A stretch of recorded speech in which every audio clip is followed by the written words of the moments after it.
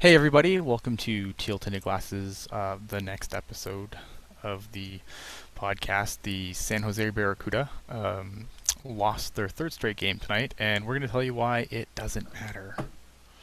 Um, what can I say? With me tonight is Zach Devine, for always, because we can't do a Barracuda After Dark edition of anything without Zach here.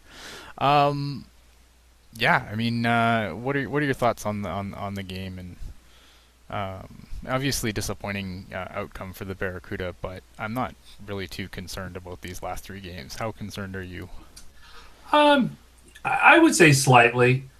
This has been a really dominant team that has shown flashes, certainly, and still is, immensely talented, but they're coasting a little bit. And I think that just that taking the foot off the proverbial gas pedal is a little concerning. It's not like their power play is melting down. Danny O'Regan forgot how to play hockey, and Troy Grosnick, is not sure which, side of the net to stand on. I mean, it's nothing like that. Right. But it is, I think, a little concerning, but could also be a bit of a silver lining. This team, I think, has had a couple games where it's got to take a breather, but also see that, hey, this is a pretty tough league, even the teams that are out of the playoffs. Yeah, no, I mean, look, I'm not going to disagree. Obviously, the coasting upsets me a little bit, but it's not like, a lot of people that have talked to me about it, it's like, well, oh my God, the Sharks did the same. The Barracuda did not do what the Sharks did. Not even close. Not even close. No. Put the parallels to bed. There are none. Yeah. This is a team that, yes, they coasted their last three games when they pretty much, aside from from home ice all the way through the playoffs, should Wilkes-Barre Scranton make it through, they really had nothing to play for. Yeah, they haven't had anything to play for weeks. Exactly. Outside of the McGregor Kilpatrick Trophy, the most Irish trophy in all of sport. Right. So I mean, for me, like, I'm not worried about three games in this case. Like, if they go in and ghost walk, against Stockton, when they meet up, I believe, what is that, Friday? The 21st. 21st. I'm gonna look at my calendar now. What day I'll is tell you that? what that is. What's today? Today is Saturday the 15th. The 21st is next Friday. Oh, okay. Go Ian! Woo! I just learned two things. So I mean, I'm not worried like about the Barracuda from that perspective. If they suck, in game one against Stockton, who I think is a team that they can't take lightly, then I'll be like, yeah, they should have, they should have been a little more better in the last, couple of games. But they didn't, like you said, their special teams didn't fall apart. They didn't blow a significant lead in the division to finish in third. Like, there's no comparison. The Barracuda played pretty much, as hard as they possibly could, well after they had nothing to play for. So for me, that's kind of, they took 3 days off, and you don't want to see anybody take 3 games off. But if anyone has, if you want to, if that helps them go into the playoffs more rested or whatever, then I'm all for it, man. Because at the end of the day, those 3 regular season games don't matter. It's the playoffs that matter. Definitely, and I don't think that this team will have any trouble whatsoever getting up for Stockton. Those are two teams that positively hate each other. Exactly. Especially after last weekend's series with Brian Bolig, with this stick tap to Roy Sommer, the fights, the Zach Stortini suspension, Bolig getting off, without even a talking to, as far as I'm aware. It's these are teams that have a long history. They're separated by 70 miles. They play each other 12 times a year. This will be game number 13 of the season. If familiarity breeds contempt, these are mortal enemies. Yeah. No, I completely agree. I'm looking forward to this. I think this is going to be just it's going to be a fun series, I think. For sure, because like you said, I mean, these teams, like, every time these teams get together, it's it's a bloodbath. There's always, there's always a lot of shenanigans and stuff. And I think the best thing about the first round of the AHL playoffs that I actually really, really like is it's a best of 5. So I mean, you really can't sit like you shouldn't sit around in a best of 7, but I mean best of 5, man. 3 and you're done. And I think that puts a little more tension into the first round, which I really enjoy. Yeah, they're going to have to get out there and kind of get back to Barracuda hockey. This is not going to be, especially in that first round, like you mentioned, Ian. This is not the postseason setup where you can kind of round into shape. Right. You better hit those first 2 games and have your game together. Have it, everything firing. They're going to have a long week of practice, which, historically for the Barracuda has not been great. They've played better when they've had that midweek game to kind of keep their game senses sharp. So it'll be interesting to see how, especially game 1, I think, how the Barracuda come out. But luckily it'll be at SAP Center, and it's going to be a busy week of hockey. With the Barracuda, obviously they're going to be missing hands. Like there's no way around it. I mean, the NHL, we know the NHL team comes first, and that's the way it should be, frankly. But I mean, I think that the one thing that we just have to kind of cross our fingers for is that Sharks blue line stays healthy. Because I think if they have to pull a guy off the blue line from the Barracuda, that's when I'm gonna get concerned about the pieces that they're missing. If they lose a Tim Heed or a Joachim Ryan to the press box, that could be, to me, that's where their undoing could happen. And I'm kind of hoping if Jumbo can play that they will send somebody back down. What are your thoughts on that? You're right about the blue line.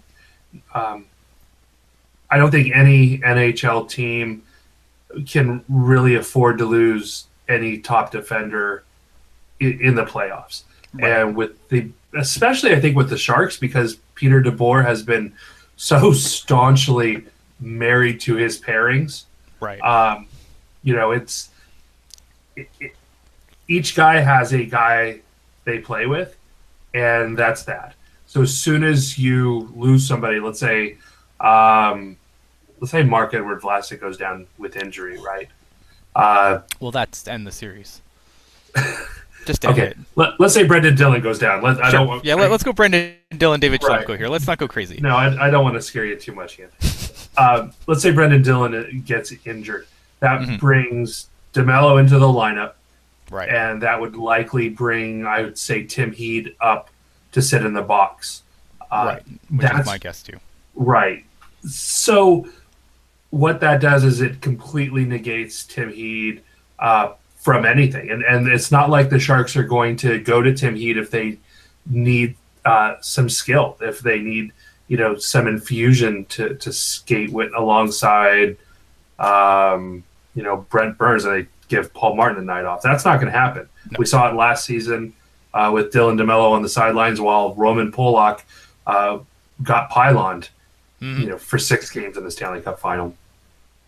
So much of really what the Barracuda do, as you said earlier, really depends on how San Jose, the Sharks do. And health is going to be a big part of that. Yeah. I mean, it's frustrating. Like, I mean, again, and I need to preface this every time with saying I know how the AHL works and I know what their purpose is, but right. to see that, with having just, Kevin Labanc, for example, just sitting in the press box right now, it's frustrating for, because like when I come on to talk with the Barracuda, right, like, we try to talk about it as an actual team. We're not just being like, okay, well, these guys are the future, so these guys are awesome, and these guys are a bunch of useless, AHL guys forever. It's not really the way we discuss the team. So, I know sometimes it probably gets lost on people that, yes, I understand that the Barracuda are there to feed the Sharks, and that's it. You know what I mean? And that's certainly the piece, and the Sharks have, over the last couple of years, been incorporating the younger players into the lineup more. and giving some jobs, some opportunities. DeMello was kind of brought in, edged in last year, really. Same with this year, where he's kind of got it locked down. Dell's come in there. LeBanc forced the issue. Mm-hmm. He leapt over a couple bodies on the depth chart on his way to an NHL job. But realistically, if Thornton is able to go, I'm not sure the Sharks do send anyone down, because you never know how that knee is going to respond from game to game. I mean, they can call anyone back up, though. I mean, if they thought he could go and then couldn't go again, I mean, they could just make a recall. There's no roster limit anymore, right? Right, but at the same time, are you going to roll that dice? Yeah, he tweaks something. You send LeBanc down, he gets injured, and then you can't call him back up. Or in warm-ups, right? Right. I mean, if Thornton is so hurt that he's missed 2 playoff games, and to put some context, Joe Thornton has missed, 9 games in 11 years as a San Jose Shark? Something like that. Yeah, it's something silly. Like, Joe Thornton has been amazing, like, as far as health goes. Right. The guy's a horse. So he's missed 80% of 1 game per year. Right. Roundabout. And now he's missed 2 playoff games. If that doesn't tell you how hurt Joe Thornton is. Right. Yeah. The fact that he can't go is just it's bad. I mean, it's serious. And I mean, we got all optimistic when he's like, "Yeah, I'll be in game 1." And even though when he was skating earlier, like they showed the video of him skating, and it wasn't really much to look at. It didn't certainly inspire confidence in me. And it's a skate, so it's not like he's going to go full bore, but I was just like, that doesn't look like a guy who's going to play first game of the playoffs when I saw him skate. So I'm hoping, I mean, look, Joe Thornton needs to come back. I mean, I hope that the Barracuda might get reinforcements from him, but you're not wrong. I mean, it wouldn't make sense to have everyone do that and then have someone go down in the thing and then not have Kevin LeBanc there, or Marcus Sorensen there, or Timo Meier there. Just M. Hackle in the chat saying, let's have the Sharks lose the series so the Cuda can do well. No, let's not have the Sharks lose the series, but if they happen to lose the series, at least there's a silver lining. Yeah, I'm not sure that's how this works. Yeah, we don't. No one here is rooting for the Sharks to lose the series, but should they lose the series, the silver lining is the Barracuda are going to get a hell of a lot more potent very quickly. Yeah, that actually turns frightening. Yeah. Because you get Timo Meier back, you get Kevin LeBanc back, you get Sorensen back. It's silly, the names that you'll get back, and then adding those pieces. I mean, those are top tier pieces for the Barracuda. This is not. Yeah. This isn't like, yay, we got Julius Bergman back, who I like a lot, by the way. But I mean, it's not. He had a heck of a game today. He did. I'm a big Bergman fan. I think that the strides, he's got a ways to go, and I don't want to doubt that. I mean, there's I don't want to lead people on that Bergman's going to be a threat for the lineup next year. He's not, but the strides that he made this year, in my opinion, were very positive, especially in comparison to his pair, his other half of his pair. I think that almost makes it more impressive. Yeah. That despite the inconsistencies of his left-handed partner, Which Bergman was Mirko Mueller. For those wondering what the hell we're talking about, 1/3 of the Swiss Mafia. Yes, and the 2/3 that are now with San Jose. But yeah, I think he's kind of continued that late season push from last season, where it kind of clicked for him at the professional season. I think the game is slowing down. He's making better reads. The thing with Bergman that still drives me crazy is he's not moving to open and create shooting and passing lanes. He'll just fire right into the shin pads and then quickly turn around and defend. And he's a solid skater. He's not as good a skater as Mirko Mueller or Tim Heath, but his skating is not a weakness, I would say. Oh, exactly. So he's got the footwork to do so, and I think that might just come with some time and some confidence. There's so much going on for a young defender. Right. And we forget, Mueller's been a pro now for what, 3 years now. Bergman's at 2. Yeah. But with the London Knights, that's like maybe 3. Yeah, he's pretty good on the Knights too. So we've been hearing these names and everything, and so it's been it feels like forever, but these guys are just now 21, 22 years old, so still have some patience. So my question for you, sticking with the Barracuda going into the playoffs, and let's just say everything stays the way it is. Who are the players in your opinion are like the most vital now to the Barracuda's success? Like who needs to be like 100% on their game for them to not only beat the Heat, but I think to go all the way through? I think the real linchpin here for the Barracuda is going to be the Chartier line. And I've made no bones about it. I've been very impressed with them over the last going on 2 months now. So that's Rourke Chartier at the center, flanked by Adam Haluka and Buddy Robinson. And that they've got skill, they've got size, they've got snarl, they've got speed. Compete level is excellent. They play well together. They play as a unit. That's kind of that playoff style hockey that I think you're going to see. And that's a line that Sommer is just thrown out against. It doesn't matter. You're right, and that's a player like I think Rourke Chartier may be like it's hard to say unheralded because I mean there's so many big players that have come and gone on this team this year. From again the Timo Meyers, the Kevin Labancs. But I mean what Rourke Chartier has done on this team has been impressive. His jump to the pro game I think has been really. I don't want to say completely under the radar because I think he's definitely gotten his props along the way, just obviously overshadowed by some other performances by, Danny O'Regan. But Rourke Chartier is a guy that, I really liked on Kelowna, and I really like him in the Barracuda. Like, I'm really impressed with how he adjusted to the pro game as quickly as he did.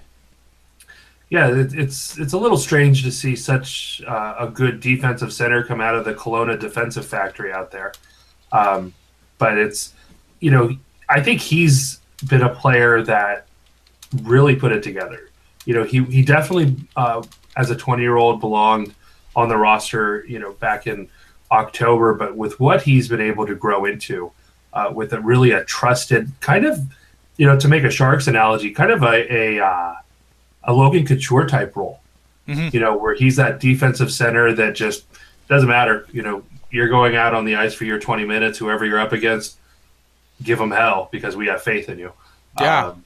And so that's been a similar type role. I'm not comparing the players. I'm trying to compare, that the second role they play. Right. Yeah. Right. Look, guys, we're not trying to say that Rourke Chartier is Logan Couture. He's not. Right. but he does. I agree. He plays like he does play that similar role where you can kind of just put Rourke Chartier out against any line and that they're going to do well. And Buddy Robinson's great.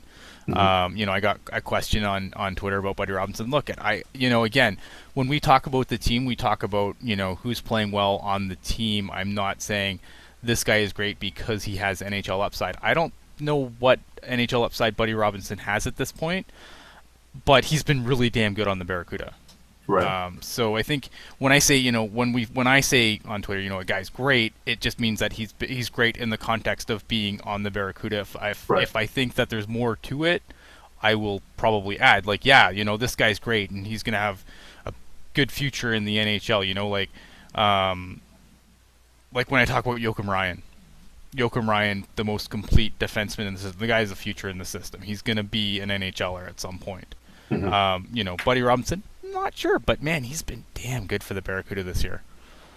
Buddy Robinson's an older prospect, and he's had some cups of coffee with the Ottawa Senators before the trade. Again, I think we can't stress it enough. With 25 jobs opening, over in the southern Nevada desert this fall, there's going to be players like a Barclay Goodrow, like a Buddy Robinson, that jobs, maybe not jobs per se, but opportunities certainly. Yeah. Very long looks, teams that lose somebody in expansion that now have a book on Buddy Robinson. He's been a pro for a couple years. He's played in Eastern Canada. He's now been, he's part of hopefully a long playoff run with the Barracuda. There were 16 scouts in California last week for a really great West Coast week of hockey. So there's going to be opportunities that abound for a lot of these fringe players, and I think you could certainly slot in Buddy Robinson there. Oh yeah, absolutely. Because I think that's what basically the question in the chat was. Is he a journeyman? I would say he's a fringe NHL player. I think he's a guy who could get a cup of coffee on your fourth line. Injury replacement. Maybe not on the Sharks because they're so deep with prospects right now, but. For a team that maybe doesn't have a deep prospect pool, who's just kind of flooded with AHL journeymen that's making up most of their team, Buddy Robinson's an absolute guy. I think you could call up and rely on him for some responsible fourth line minutes for sure. But again, fringe guy, not a sure thing.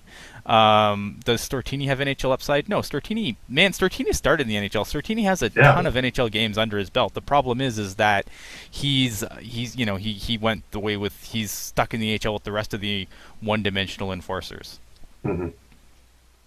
Exactly. So I don't think he has a way back because the game has moved away from that type of player. Right.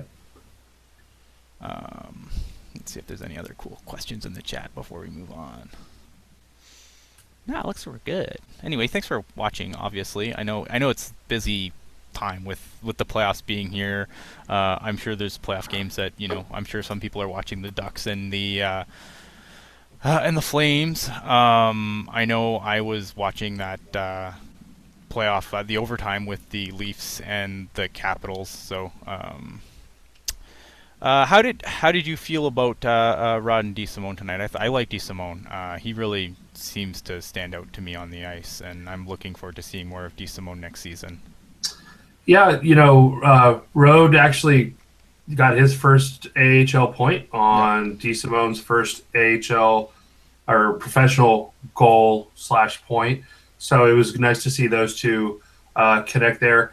I thought Rode played well overall. You still see a lot of the Euro in his game. Yeah. He carries a lot of speed. He'll skate himself out of good positioning to keep his speed up, to keep his feet moving, and that's what you're going to do on the bigger ice surface because you never want to have to go from a dead stop out there on the 200 by 100. So it's going to be an adjustment. He's played years on the international ice surface. He's played 2 games here. It's going to be a process for a young player. I thought DeSimone has played well. This was his 4th game now. Had a nice goal. Right-handed shooting defensemen you can never have too many of, especially with offensive upside. And I like just the response, like how quickly they responded to that goal with that one too. Yeah, right. And that's where I thought, maybe this is where the Barracuda snap back. They realize that, it's the last game. They're a bit behind it. And we've seen this team have the ability to really put the throttle down and take over games. And that's the portion where I'm hoping it's just a little bit of a young team that doesn't quite that's looking forward a little bit too far to the playoffs. I'm hoping that's what it is. And if it isn't, that first period against a hungry Stockton team that's been playing playoff caliber hockey for the last 6 weeks, they're going to get punched in the mouth really good.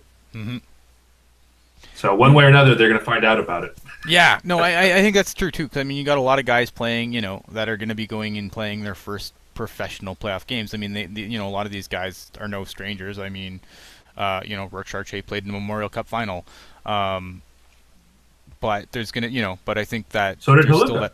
And so did Haluka, exactly. Well, he didn't play in the final, but he was in the tourney. Oh yeah, with Red Deer. Yeah. Whereas who did they lose to? Kelowna lost to, I want to say, Oshawa? Could have been. Yeah, not important. Kelowna's there constantly, it seems. It does. It really does. I was surprised. They kind of had an up and down season, and and to have that go, I don't even know what I'm trying to say anymore. In the chat, question: how do the AHL playoffs compare to the NHL playoffs? They're playoffs, man. Those guys, no one's down there thinking, well, this isn't the Stanley Cup, so I don't care. For a lot of those guys, like that's as good as it gets for them, and that's as good as it'll ever get for them.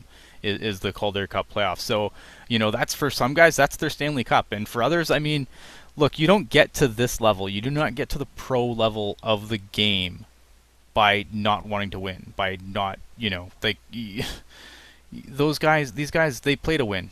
There's no critique of players no more than that annoys me more than, oh, they just don't want it, blah blah blah blah blah. It's so stupid. You can't get to this level of hockey without having compete in there. Period. Right.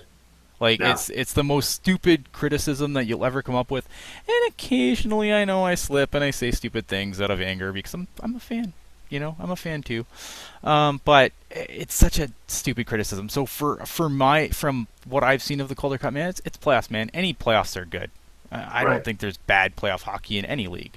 I'm sure if I paid attention to the ECHL long enough, I'm sure the ECHL playoffs are probably even good. I mean, these guys want to win. Period. Yeah, last year I watched the SM Liga final with Patrick Laine's Tappara versus HIFK, and that was a hell of a series. Ville Husso was IFK's goalie. He's now with the Chicago Wolves. He's a St. Louis Blues prospect, and Patrick Laine was magical. And no matter which league, what level, when you get into playoffs, these are this is sport. This is competitive. You ask some 8-year-olds playing a pickup game, they know which side is winning. Yeah. So professionals that have been honing their craft for years and years and years with myopic focus, on being in the postseason at whatever level they're in, I'm not worried whatsoever about one. It's more a matter of just getting back to that gear that they were in later in the season.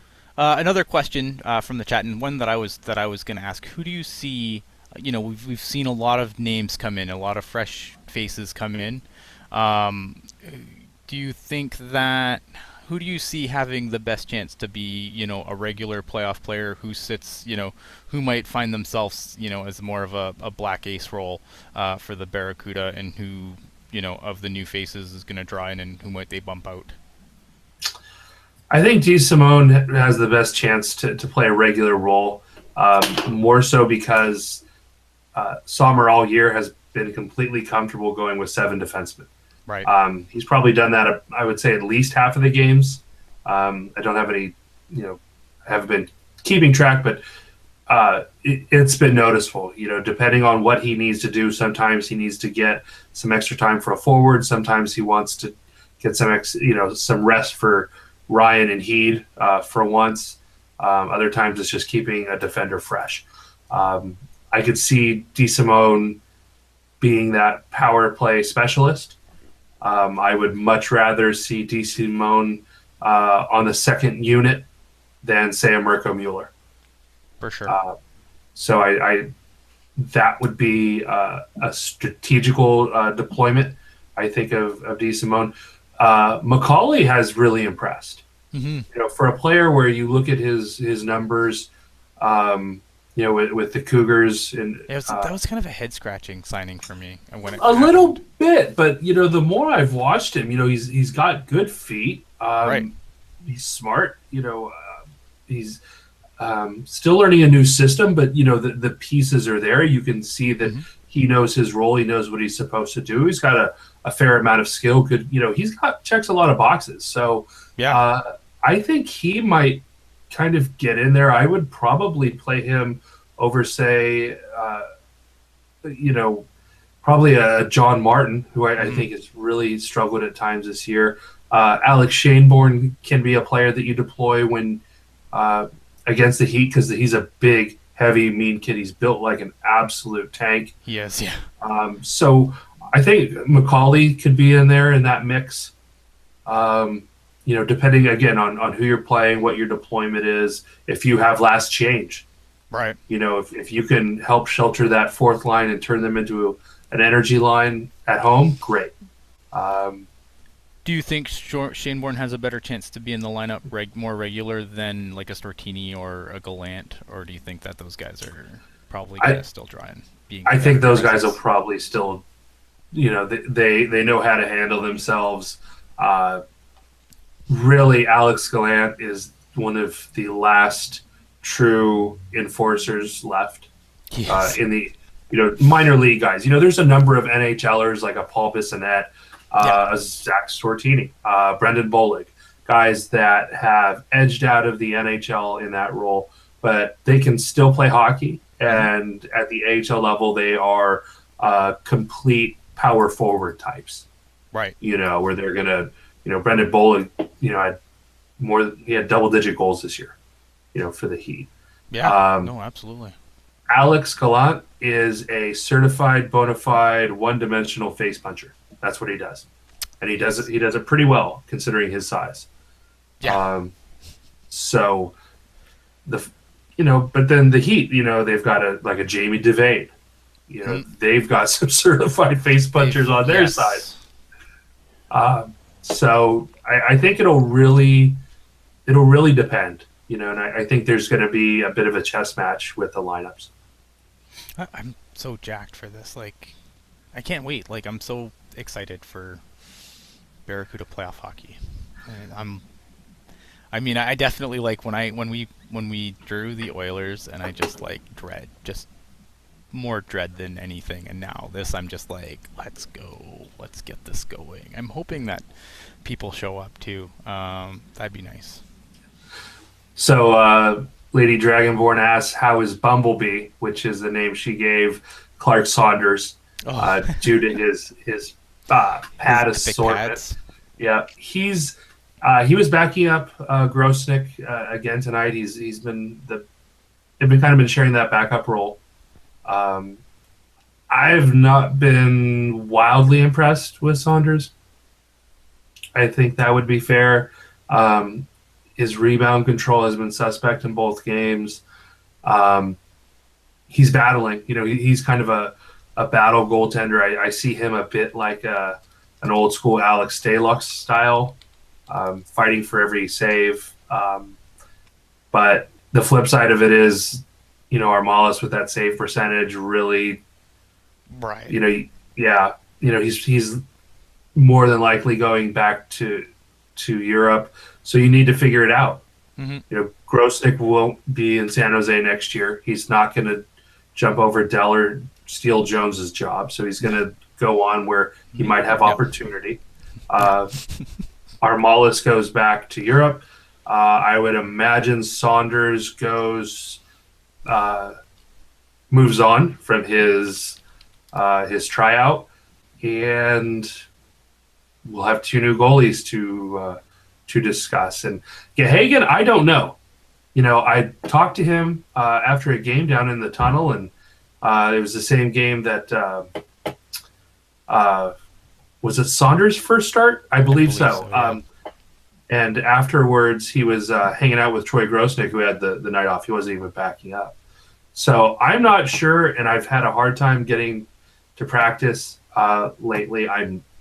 It's just one more thing I keep forgetting in my notebook to ask, so I'll add it again. Right. But generally, Sommer won't give me much information on signings.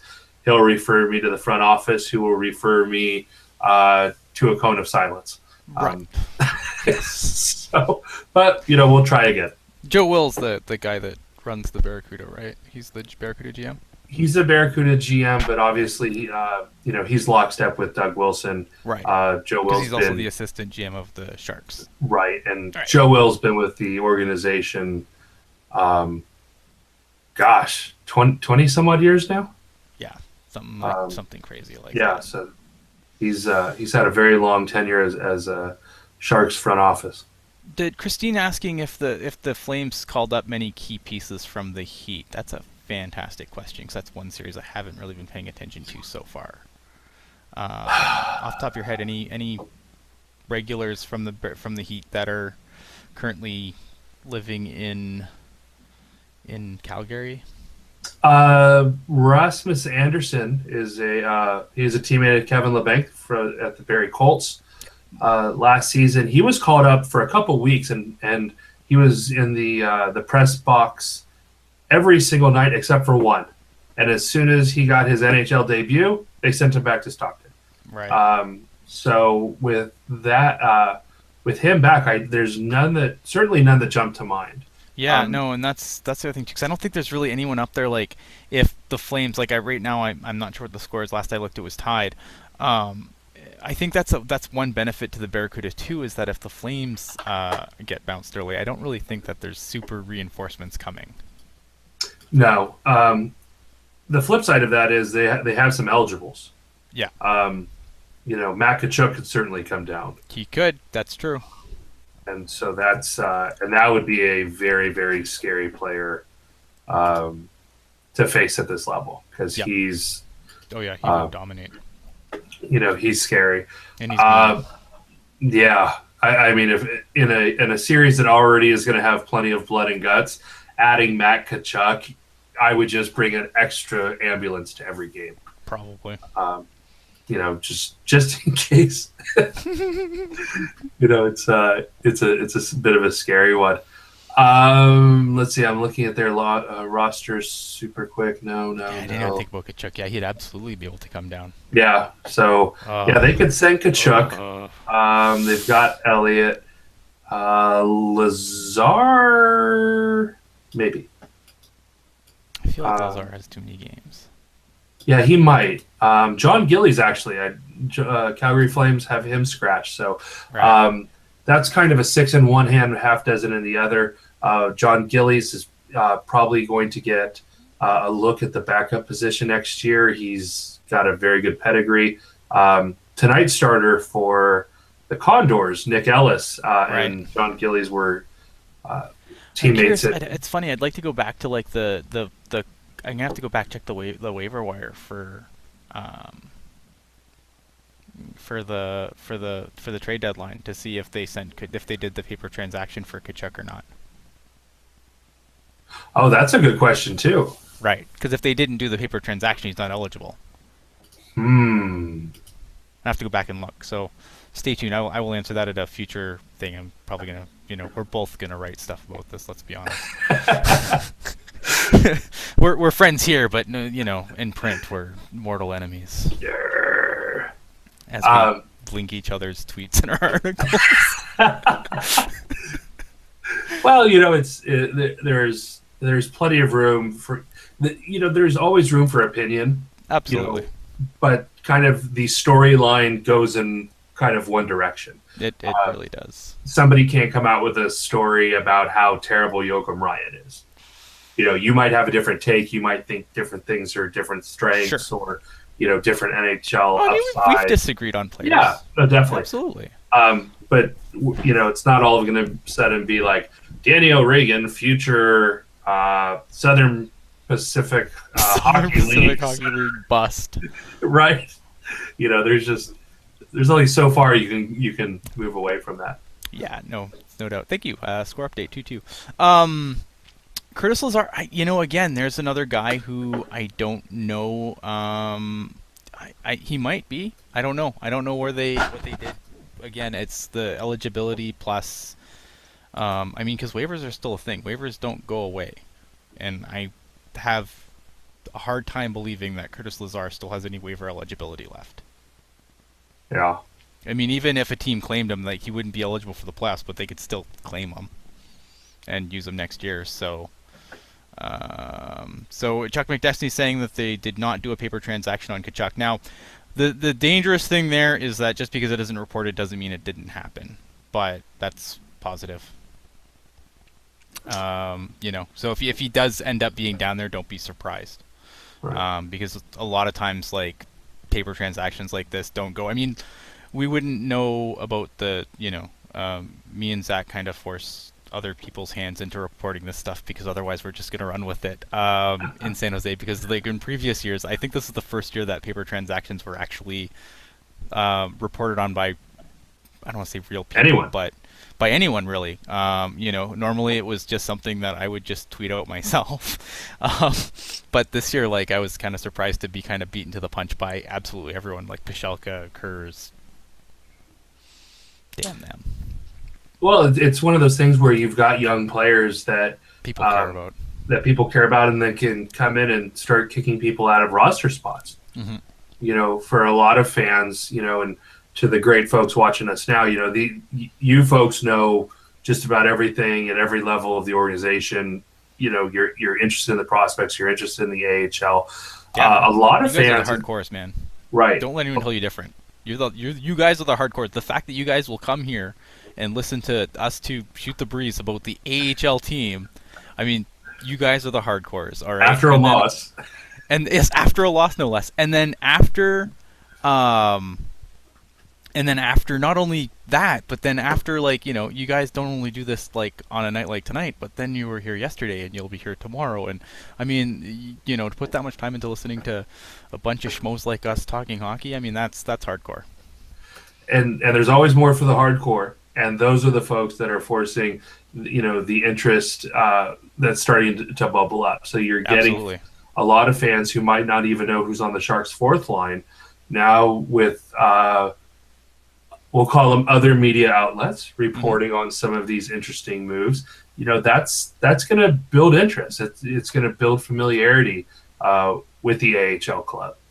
Because all of a sudden somebody's like, who the heck's Marcus Sorensen and why do I care? And then you see Marcus Sorensen play. It's like, oh, where'd he come from? Absolutely, He was in the exact same building just on Tuesday night. That's right. going to help. So I mean, I'm happy with what the Barracuda do. I'm excited for them to go in the playoffs, and I'm excited. I'm excited that they're starting to get some love by people other than just us. I think that's more hockey information out there, the better. Period. Like, I don't, some people are like, oh, are you mad that Kurz is doing this now? No, not really. I mean, I would rather more people care about the Barracuda. I'd rather SAP Center not look like a deserted nuclear wasteland during a Barracuda game. Like, I'd rather people be in the building. So I'm hoping that during the playoffs, people are going to go and give this team a look, give this team a chance. There was a question in the chat, like, are we concerned about the Barracuda based on the call-ups? No, not really. This team is really good still. Would this team be better with three of their top forwards back in the lineup? Of course they would be.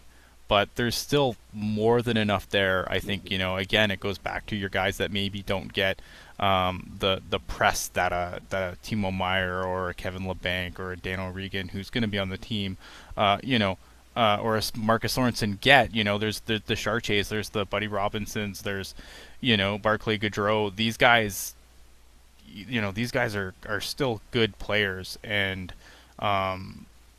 there's still enough there that I think this team can be competitive all through the HL playoffs. Would they be better with the guys back? Of course they would be. Right. But going up against the Heat right now, this team is good enough to take out the Heat as it is right now at this very moment. Right. Going forward, are they going to need some help? Maybe. Sure. I mean, it's not going to get any easier.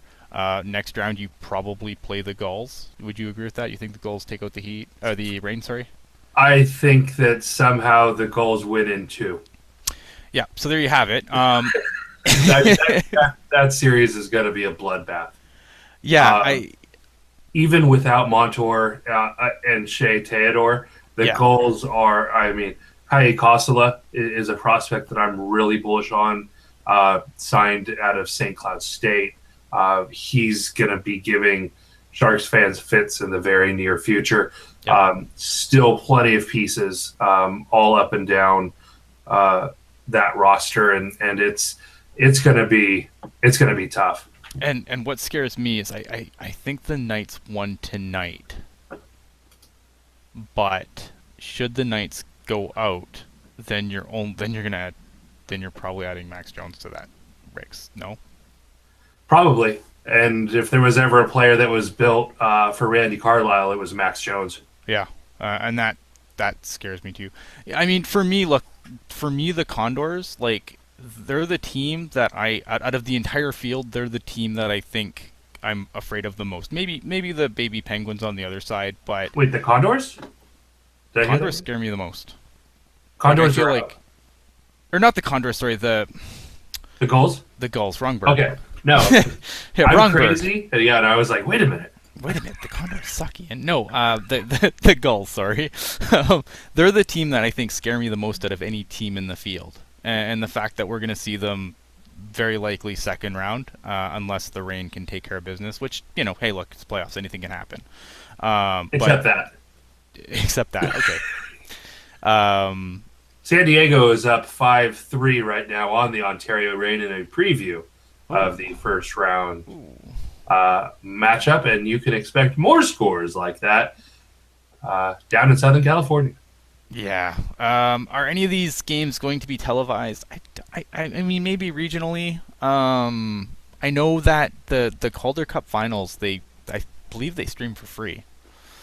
I think so. So they did last year. They streamed them for free last year. So Yeah. there is that. I mean, I wish I could point you in the right direction otherwise. But mostly some teams have regional deals, and then there's teams like the Barracuda who just don't. My understanding actually is that the Gulls are they have a local TV deal. Oh, that's sick. Yeah, and they were, last I checked, leading the AHL in attendance. So that's that's a heck of a club down there. And ultimately, I think it's going to be the Gulls and the Barracuda, and that's going to be a heck of a series. Yeah. There's just a question about the obviously the NHL retained the rights to the Seattle metropolitan name. I wouldn't read into that, but man, that's something for a completely. We'll look at. We got all There's going to summer. be a lot of hockey to talk about this summer, which means there's no hockey to talk about this summer. We'll find things to make up. That is a topic that we can cover on a very, in the future. We'll talk all about stuff like that. I don't want to say nonsense like that because I want people to actually watch. But we'll talk about stuff like that in the summer. Let's change gears here a little bit. We gave the AHL team all kinds of love. Wait, I have my AHL interview questions for you, Ian. Oh, okay. I'm ready. Okay, who's your San Jose Barracuda MVP besides Danny O'Regan? Oh, man. I know, right? Besides Daniel Regan, I mean, to me, it's O'Regan. Let me think here. It's got to be Tim Heed at this point, right? Okay. I think Tim Heed. I wrote about this way back. I think it was on Pucknology actually. Tim Heed's the straw that stirs the drink. Mm-hmm. Okay. Most improved forward. Most improved forward is easily Nikita Yevlov's. That was the most predictable. Sorry, I love Yevlov's though, and he really is the most improved forward in my opinion. Right. Most improved defender. Julius Bergman. Okay.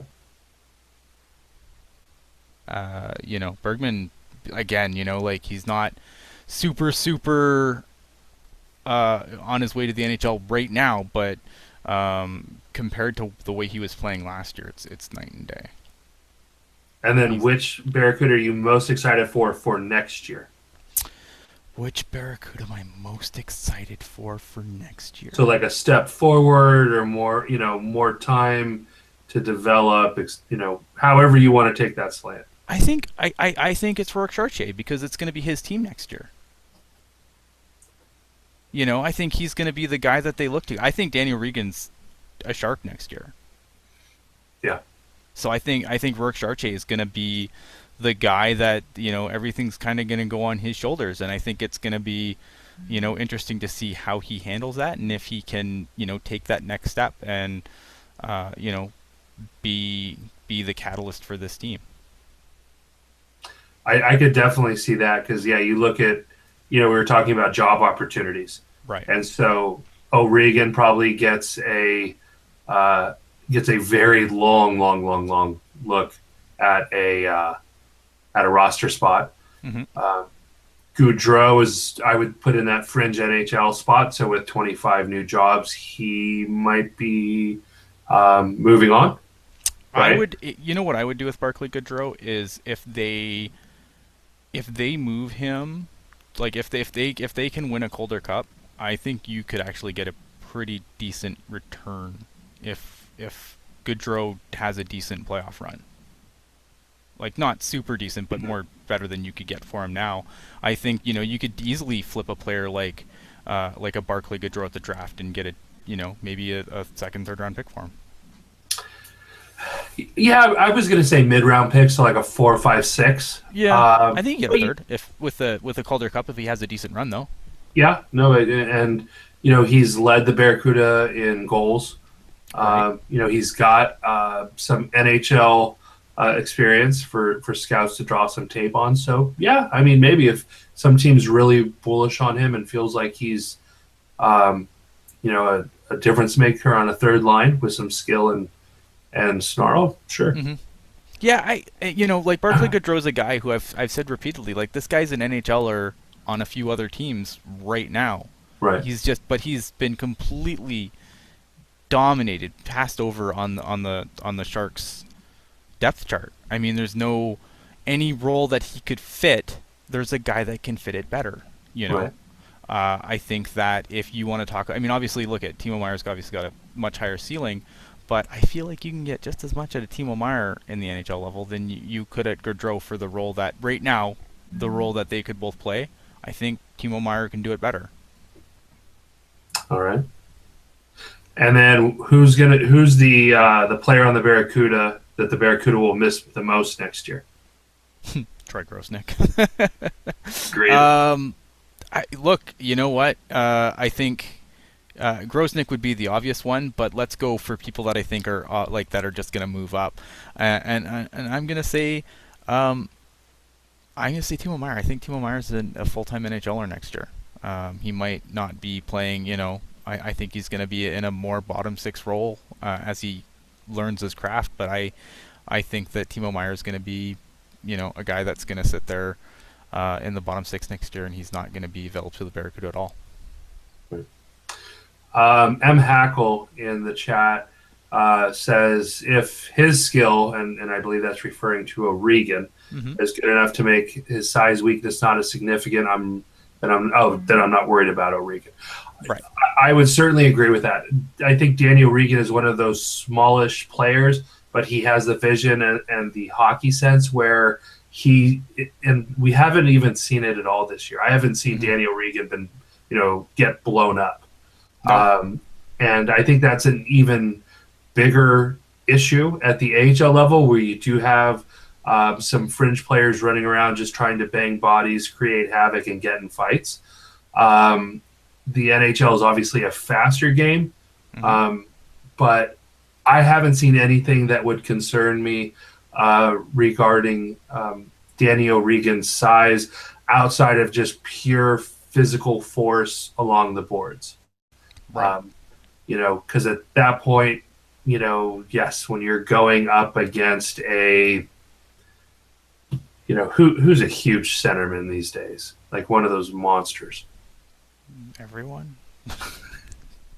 Yeah, if you were going to go up against, why am I blanking? I know. You think like it's name a big center, like they're all big. Why can't I name one? Yeah. Hansel. There we go. Thank Hansel, you. Perfect. God, chat saving my bacon. Yeah. Danny O'Regan's gonna rely on positioning, leverage. Kopitar's another great example. Thank you, Brian Boyle. Now they're reining in. Here we go. There we go. Now let's start breaking down the top 6'4" centers in the NHL. Next on Teal Tinted Glasses. Nice. There's ways smaller players can deal with that. They can, get pressure on the bigger guy's hips to push them out of the way. They're going to get leverage under them. So there's things that he can do. But if it came to just a full-on grind fest along the boards, Danny O'Regan's going to have issues, just like Joe Pavelski is. Right. So, and the thing that gets lost in a lot of talk around Danny O'Regan is this guy can play wing. Like, he doesn't have to be an NHL center. He could play wing and excel very well on somebody's wing. and so maybe, a lot of people are obviously concerned because he's a small guy that he's going to get pushed around at center. Fine, throw him on a wing. Throw him on Tomas Hertl's wing. Yeah, he had he only played one of his 3 seasons at wing. He had this this one so kid named Jack Eichel as his center. Yeah, right, exactly. But that again fits in, and we talked about this a show or two ago. The Sharks have an MO, when they draft players, and you look at O'Regan, he's a center that's versatile, that's smart, with good hockey sense, character kid, 4-year college pro. It sounds like Joakim Ryan, only Joakim Ryan skates backwards. They've got a number of these youngsters that Charlie Coyle spent. I think he left a year early, but same thing. Sharks draft pick used him in the trade to get Burns, but Pavelski spent 4 years at Wisconsin. They were patient with Couture. This is kind of turning into what the Sharks look for. And so you get O'Regan checking a lot of those boxes. I would be completely fine with him being on the wing, because then you've got another center to help. If you can play center, you can play anywhere. That's kind of where I was going with that. Like, this guy doesn't have to be a center. I would be fine with him being a center. I think he's an excellent center. But if the Sharks decided that that's not what they wanted to do in the NHL, then you could throw him on a third scoring line on the wing. And I'd like to see the Sharks go to a system where they just roll 4 lines, and one line isn't weighed down by excess stuff. But Danny O'Regan, he could center that 4th line. He could wing on, maybe again, he's done really good in the AHL, but you don't want to over project based on one good AHL year. But yeah, I see in the chat, like, you could see him on Couture's wing. Yeah, absolutely. The sky's the limit for a guy like Danny O'Regan. The smarts are there. Right. And I think he might have more upside on wing than at center. Right. You take away a little bit of that responsibility and let him use some of that creativity. And he's got that elusiveness. He sees the ice really well, and the puck just kind of gravitates towards him. That could really help. Actually, today, speaking of vodka, Vince G, as per usual, kind of my muse on some of these ideas. I've got a piece of scratch paper around here somewhere. I'm going to find it. Ian, come on back to me. Okay. Buy me 30 seconds here. Buy you 30 seconds. Another player that I think, because I know it was in the chat, like, just anyone else that I think could make the jump next year. I think Timo Meier makes the jump. I think Kevin LeBank's a guy next year. It depends on who they bring back, obviously. Thornton, Marlowe are obviously 2 huge question marks at this point as to whether they come back or not. My gut says that at least one of them's back. I don't know about both of them. It depends on money, obviously. But I feel like they have players that are ready to go now. And so, yeah, a Danny O'Regan, I think Danny O'Regan could be on the line. Look, if I'm San Jose and I'm going into the expansion draft and I know that I have to, a lot of people look at the expansion draft and they kind of just go, well, I can just protect everyone important and that's that. It's not completely work like that. Like, you have to leave. There has to be players that you leave exposed that fit a specific criteria. And, so fitting that specific criteria, a guy that I would leave exposed is Chris Tierney. Because I feel like Danny O'Regan could easily slip into Chris Tierney's role. And eventually we wouldn't even miss Tim. Sorry, getting distracted by chat. We wouldn't even miss Chris Tierney at all.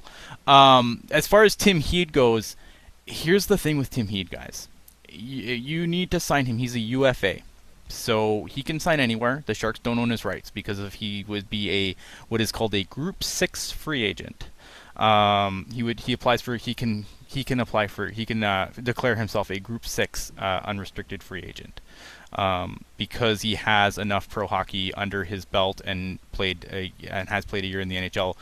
He doesn't need to wait till he's 27 to declare as a free agent. If you look up free agency, you can see all the different things I don't have in front of me. I don't want to break that down too much. So Tim Heed comes back, right? If he comes back, this is a guy that the Sharks basically, if they're going to sign him, this is a guy that they need to be damn sure is going to be in their, top 6 or at best their 7th D, because the second that Tim Heed is sent down, he will be lost to waivers. Someone will snap him up in a heartbeat. Yep. The other thing is because he's an unrestricted free agent, I think a lot of teams are going to take a good look at Tim Heed, especially a team that is struggling on their second power play unit, that needs a guy to be able to go out there on their second unit, or just or a team like, let's look at a team like, I don't know. Like maybe even a team like the Flyers, who just need a veteran guy in there to help this kids, because the Flyers have just this plethora of young defensive talent. And he could come in and be a mentor guy. So. See, I see Tim Heed somewhere like Edmonton. Or Edmonton, yeah. Edmonton's another place that could go. Edmonton has just this entire complement of defensive defensemen. Mm-hmm. Oscar Clefbaum, who's, I've been a fan of his for a while. I didn't think he'd be quite this good. Mm-hmm. Pardon me. But, he's been excellent. But outside of him, you look at the offensive abilities. I've never been sold on Darnell Nurse. Going back to his draft year, I thought Ristolainen was head and shoulders better than him. I got grief like you wouldn't believe on it, and now I just count, all those LOLs that I've been able to send out. I love Darnell Nurse, but I do accept that there's some bias there for me. So yeah, no, it's, and I'm not judging you because you're a Sioux fan. We can still be friends. That's true. From afar, thankfully. But but I mean, Tim Heed, you look at it, and again, I keep coming back to this because I feel like this is a point that folks really need to remember. It's not just that a new team is coming into the NHL. It's that all of those jobs are going to shuffle around, and it's going to open up opportunities, viewings, battles all over the NHL. So you're going to have players that might not have been able to get, a really long look at training camp. All of a sudden it's like, well, we have to take one of these two guys. Mm-hmm. Because, I still, kind of going back to the theme, I think the Sharks lose a defender. I mean, that's the most likely case scenario. But there's possibilities that a guy like Chris Tierney could be the guy to go. Could be, but I think if I'm Tim Heed, I'm looking, and we saw it with Dylan Sandoe. You're going to sign somewhere where you've got a more realistic shot. Yeah. Unless somehow Doug Wilson is going to guarantee Tim Heed to be, this 5'6", 7" defender on the San Jose Shark, depending on where his play is. Mm-hmm. If he's signed him to a one-way contract, maybe. Far worse NHL cities than San Jose, California. Yeah, absolutely. Yeah, I mean, look, I'd like to see Heed come back, but I don't think it's the given that everyone thinks it is. That's all. Like, be prepared for the fact that Tim Heed might not be in any form of teal next year.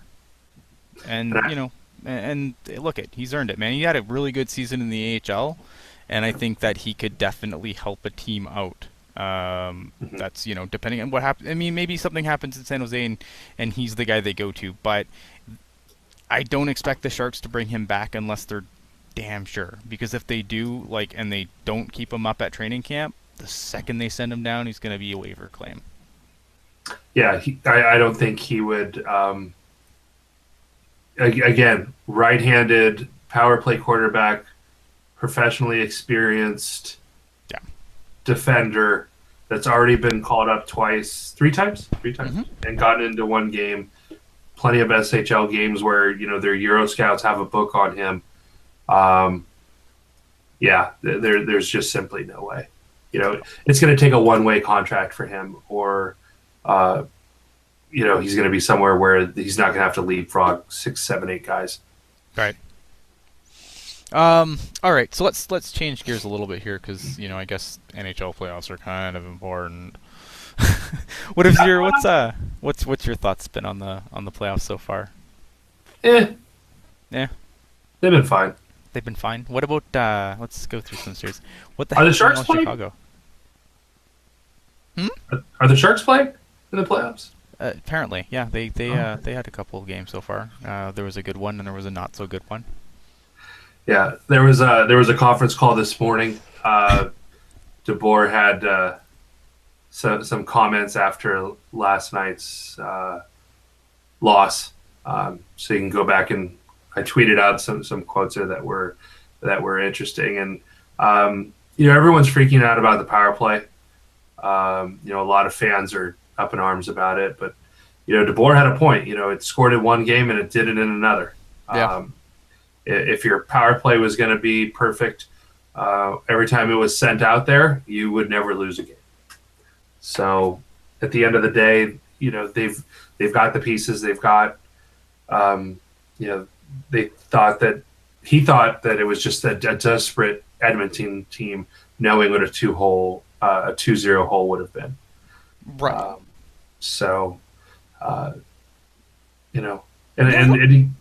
I don't think that should be discounted too, because I know that a lot of people are kind of like scoffing at the idea. Well, it's like, the fact that they're coming home with a split is honestly not the worst thing in the world. Like, I understand that last game was frustrating. I was ticked off with last game too. It wasn't exactly the Sharks. Not even, I don't think even half their best effort. Things just didn't work for the Sharks yesterday. But at the same time, this was an Oilers team that we knew was going to push back. They weren't going to get this Oilers team wasn't going to get dominated like they did for the later half of Game 1 for the rest of the series. And anyone expected that is just foolish to begin with. Right. And I think that's certainly a huge piece of it. They were going to come back. They were going to solve a couple things. McClellan did a good job of keeping Couture and Pavelski away from Connor McDavid. That had a big impact, huge. I think. Huge. So it's going to be interesting. I mean, really, you look at it, the Sharks took a split. They had a really unlucky night with 2 shorthanded goals. I mean, that's really difficult at the NHL level. The chances of that happening, in the same season, let alone the same series, is remote. So now you're going to have Peter DeBoer that's going to have the last change, and McDavid won't be able to get away from Pavelski and Couture. And it'll be interesting to see how the Sharks respond. I'm still hopeful that DeBoer gives Thornton the rest. There was some video of him skating, and it didn't look good. No, not in my mind. And Joe Thornton doesn't have a step to lose.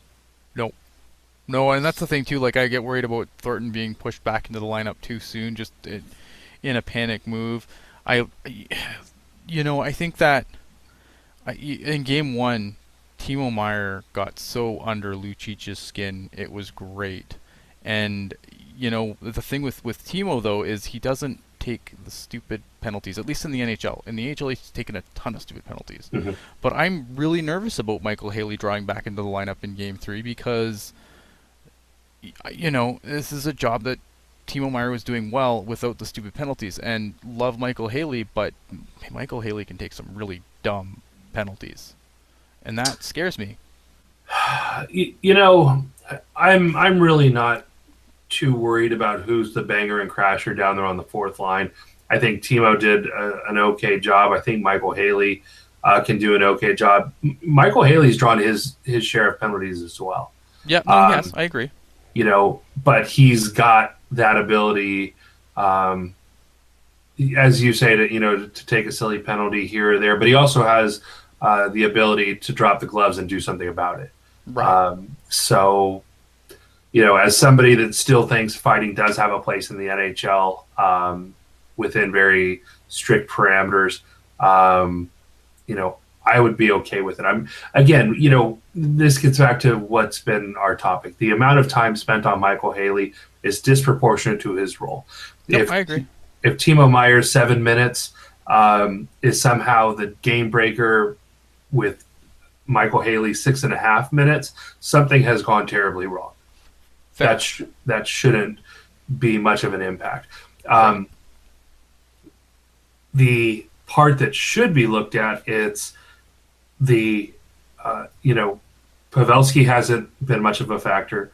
Couture has been more of a defensive factor. Mm-hmm. Couture, it's tough to say giving a pass because this is the postseason. Yeah. Nobody's 100%. Nope. Probably nobody less so than Logan Couture with half a face. For sure. But, everyone's got to hack that out. And then once again, we're right back to Bodker, and this gets back to Vince G. And there were a couple questions about Bodker. Yeah. Bodker is literally his production per game has dropped by half over last season.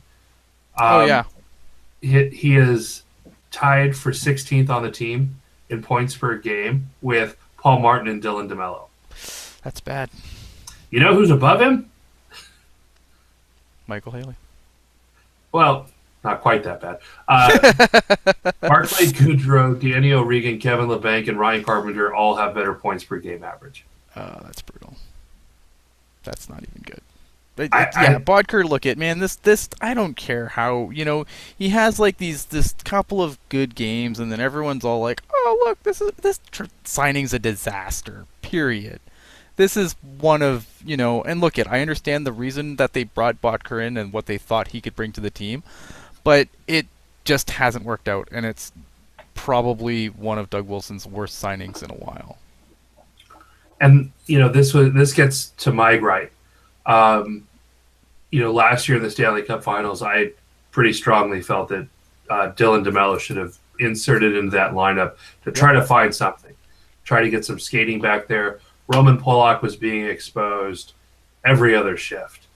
But that call it loyalty, call it support, call it whatever you want that DeBoer has.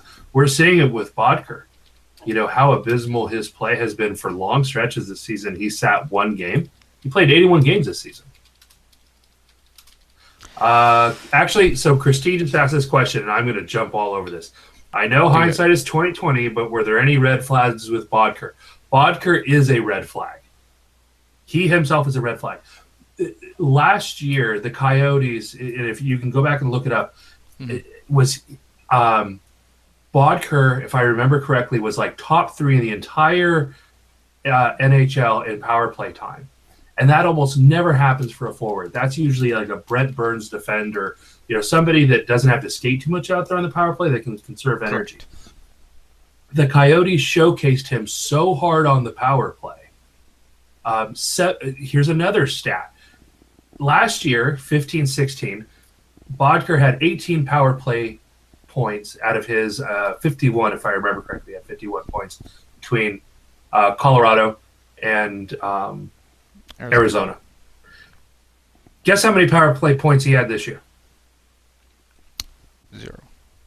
1. Yeah. I knew it was like, I'm like, he probably has something, but man, It's not close to nearly enough. Not points, point, singular. Yeah. Not 2. That's crazy. And to see, that's a huge chunk of that production. And so, hey, kudos to the Coyotes. Yep. Right? Because they got Colorado to buy on that, and then the Sharks doubled down. They most certainly did. That was a huge red flag signing.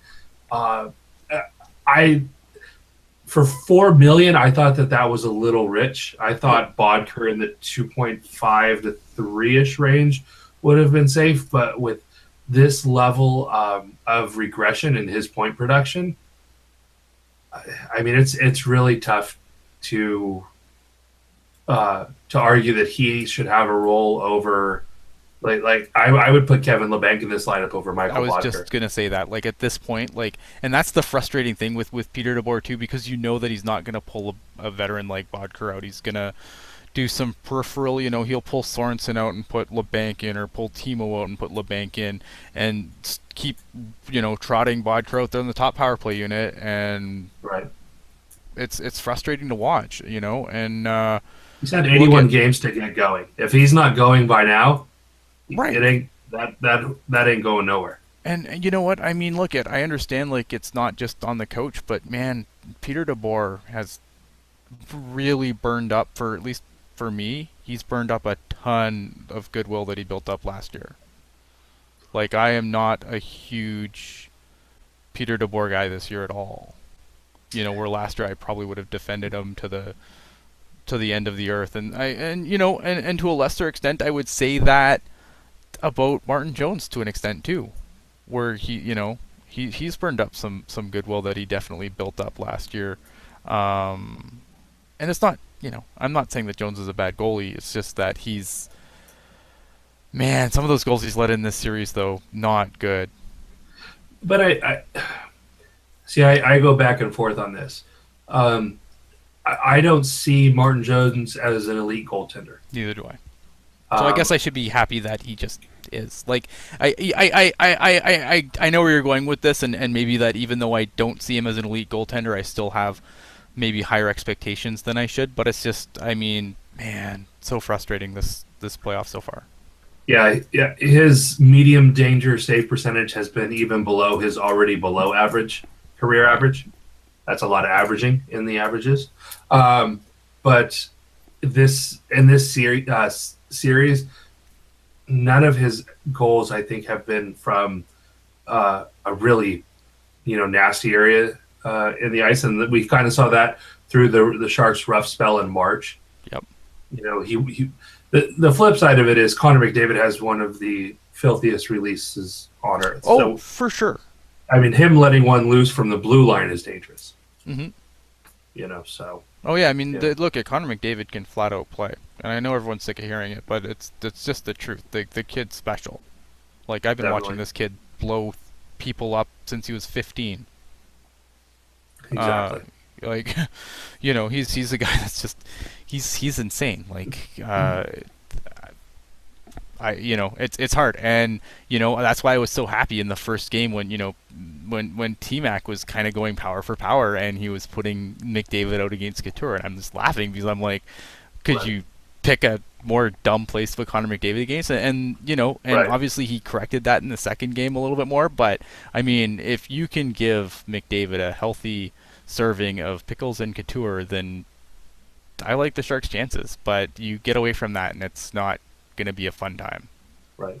I thought Vlasic was certainly better, than what we saw in the at the end of the regular season. I thought Braun, he's still had 2 rough games, and that that Flamingo. Yeah, and it's kind of like Bergman, right? You have Vlasic that's trying to play defense for 1.5 people. Yeah. That's a tough thing. No, I said before, a big key, the X factor in the series for me was always going to be Vlasic, because if Vlasic can't, Vlasic's never going to completely shut down McDavid. No one is going to completely shut down McDavid, but you can try and contain him, and I think so far Vlasic's done a very admirable job of that, and thank God, because otherwise this series would be a joke. Yeah, I mean, it's damage mitigation. Yeah, you're not going to stop it, but you can reduce it. Yeah, I mean, if you can keep Connor McDavid to just under a point a game in a 6-7 game series, that's a hell of a job by your entire team defense. Yeah, just is. But the Sharks, and this has been our kind of our talking points for a while. The Sharks' big horses need to get back on track. Yep. Brent Burns is. He's the cup, he's the ice, and he's the straw in the Sharks' offensive drink. And with him pretty much under like a Captain America deep freeze as far as his offensive. Really for the last, we're going on 6 weeks now. Mm-hmm. That might be a bit 4 weeks, but he's been ice cold. Yeah. And you're seeing that trickle down offense. He's meant so much. If there was any question if Brent Burns was the MVP of the Sharks, I would say the last 4 weeks have proven just how important Brent Burns is to this organization. With Pavelski, because you brought up Pavelski earlier too, and some kind of a drum that I've been kind of beating is I'm not really surprised, because I've always I think Pavelski's a really good player, but I feel like the fact that he's been attached at the hip with Joe Thornton is a bigger factor there than people want to give it credit for. Joe Thornton hands out assists and paychecks to his wingers. Yep. That's what he's done his entire career. Pavelski got paid before that, but yeah, is Joe Pavelski a 40-goal scorer without Joe Thornton setting the table for Brent Burns and Pavelski, who tirelessly works at his craft of tipping pucks? I am not. This is not me trying to take a dump on Joe Pavelski. No, I know I don't want everyone to freak out. For sure. Dale Anderchuk was kind of the last really excellent net front presence that I kind of remember, and Pavelski kind of harkens back to that lost art. Mm-hmm. So for me, that's has he worked his butt off to be in a position to be successful? Certainly. Absolutely. Would he be nearly that successful without Brent Burns and Joe Thornton? Yeah, I think that's equally true. Yeah. I think this is a nexus of a player realizing what's around him, what he offers, and working hard to offer it game in, game out. And all of a sudden, the sum is greater than the parts. Yep. Yeah. No, and I think that's something that I know Sharks fans don't like that per se, but it's something that they that I think shouldn't be completely ignored, that he's not there. Let's just kind of quickly just go around the other series quick, because I know we're going we're marathoning this thing, and I got to get out of here. What's going on with Chicago Nashville?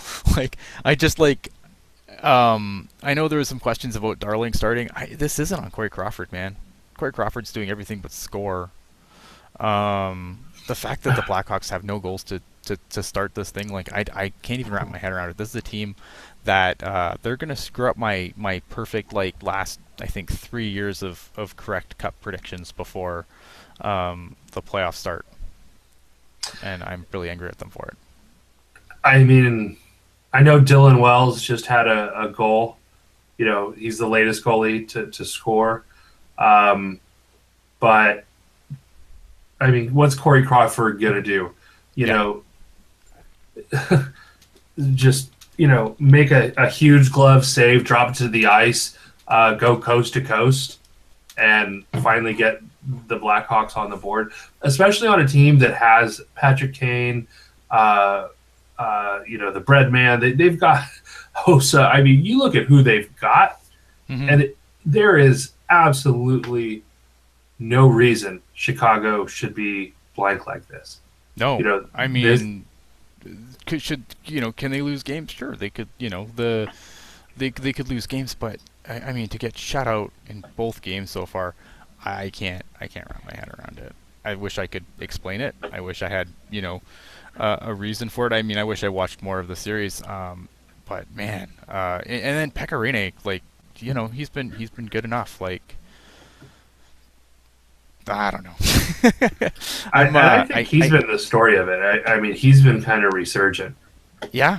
No, I mean, for a lot of me being dumb and saying these goalies aren't good anymore, I'm being proven very wrong. Which is a great segue to what St. Louis and Minnesota. Again, this is a guy where Jake Allen is. I had no faith in Jake Allen being able to win a playoff series, and yet here we are.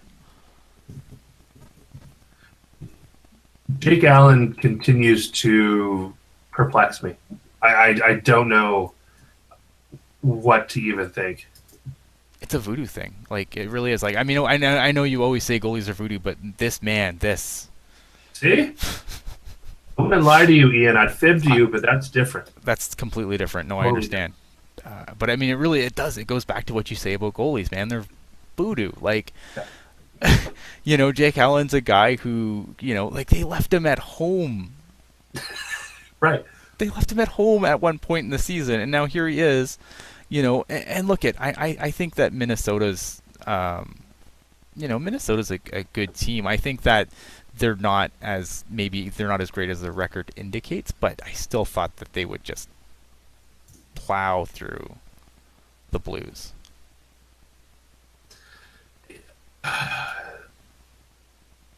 I mean, I certainly did not think that the Blues had any of this in them, and No. especially after being sellers at the deadline, Right? this has been a really impressive showing, and maybe this team really was being held back by Hitchcock. I know that's not a popular narrative, but Hitch doesn't have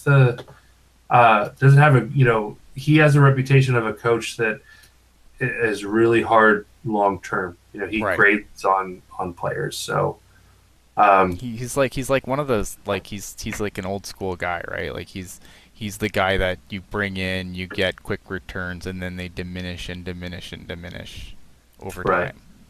It kind of like reminds me of like, to pull a name out of like a Mike Keenan, who could come in, Pat Burns, these guys could come in, Right. they'd get you results quickly, but then the team would finally just be Right. too worn down by them. yeah, yeah. When half your team marches into the general manager's office, say, "Just trade us."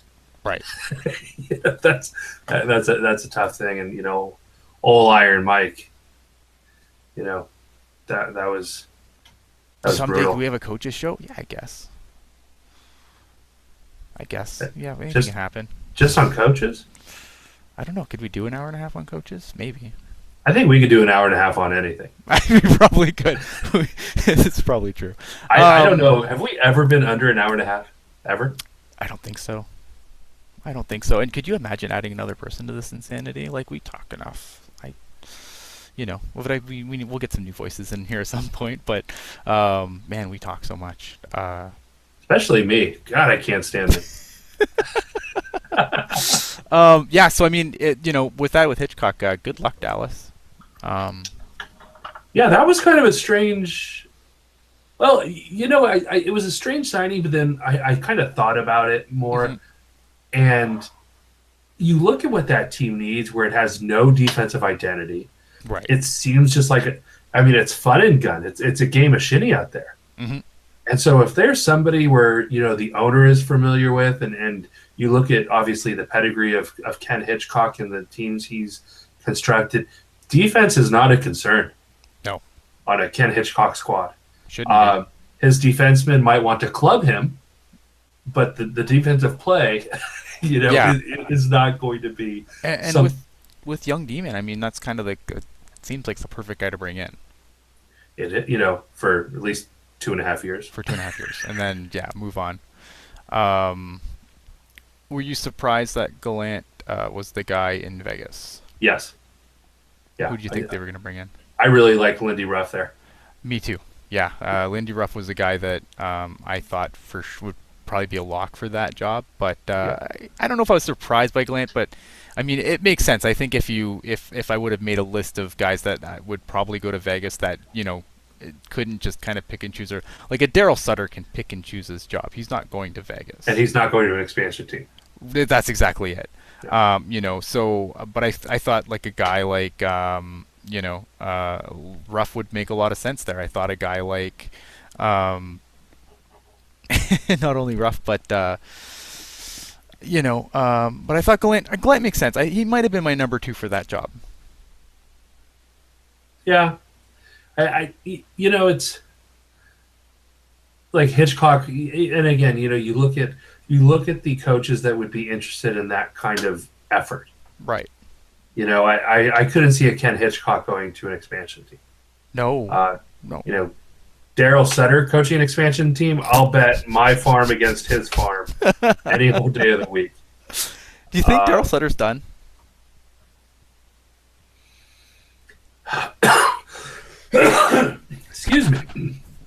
Um, Boy, that's a great question. He when he left the Sharks, he went back to his farm, Or Calgary. Alberta, Calgary. That's right. You know, and he seemed really happy, Hmm. and then I guess just kind of got the itch that had to be scratched. There's only one way to scratch that. Yeah. I don't know. He's got the Stanley Cups. He's done so much. I think it is. It's turning into a different NHL. You're seeing more of the young minds and people looking at analytics and at least bringing that into the conversation in the coaches' rooms. I think Sutter's era of coaching is coming to a close. So I think it would be, it's not him going out the way he probably wants, but I yeah. was surprised. I was surprised. I mean, obviously, with Lombardi getting fired at the same time, it doesn't make sense to be like, well, he's retiring and we're firing the GM. Like, they both kind of had to go out together, as a firing. I think if Lombardi stuck around, I think that's instead of firing him, they would have said, oh yeah, he's retiring. But now that he's been fired, I don't, maybe it burns him a little bit. I mean, there's got to be a team out there that would still probably pay him a pretty penny to come in and coach their team. But yeah, I don't But know. really, There's what a lot of jobs? messes. Yeah, there's a lot of messes that he would have to walk into Right. at this point, and I don't think that Sutter would be. Because I mean, does Sutter really want to coach the Vancouver Canucks? Probably not. No, I mean that you look at the teams that he's taken over and they've had the pieces in place and they just needed a sturdy, stable bench boss to What guide about the Florida ship. then? That makes a lot more sense. Like Vancouver's a mess. Right, Vancouver's a complete gong show for sure. They're hanging on to the Sedin era while sabotaging their young players. I would pay many, many US dollars to see Sutter and Goldobin spend 82 games together. That might be the Canadian version of Thunderdome. It would be that'd be excellent. Yeah. I want it. You know what? That's Canada Cup 2017. Yeah. Canada versus Russia like that? Yep. Oh, man. That would go at least 8 games. Oh man. God, that'd be funny. Wouldn't that be funny? Oh, that'd be hilarious. I think a part of Willie Desjardins getting let go there, I mean, was just his basically refusal to look at like him or not. I mean, the Jim Benning brought Goldobin in to be the part of the plan, and I think that Desjardins not wanting to get on board with the plan is a big part of why he's out. Yeah, but part of that is not just for Goldobin's. I'm not saying Goldobin got no, Desjardins fired, but no. But you look at the pieces that they've given, that they gave Willie. Yeah. Out there in Vancouver, it is the most. It's the island of mismatched. Oh yeah. I mean, when I was a kid, I used to take apart my GI Joes and put them back together with different pieces from different GI Joes. That roster is more eclectic than that.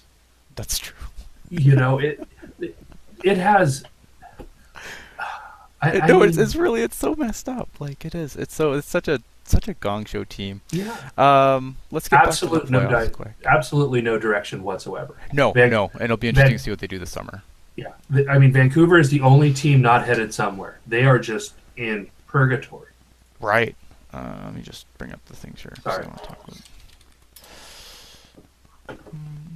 Wait, which playoffs? Because now we have AHL playoffs and NHL playoffs.